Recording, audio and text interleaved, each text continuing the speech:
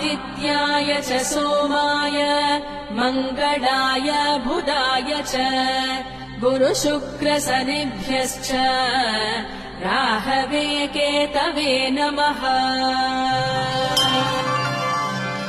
आदित्याय च सोमाय मङ्गलाय बुधाय च गुरुशुक्रशनिभ्यश्च राहवे केतवे नमः।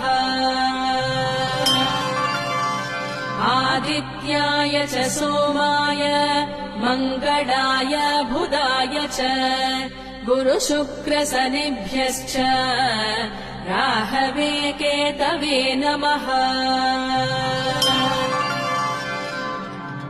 आदित्याय च सोमाय मङ्गलाय बुधाय च गुरुशुक्रशनिभ्यश्च राहवे केतवे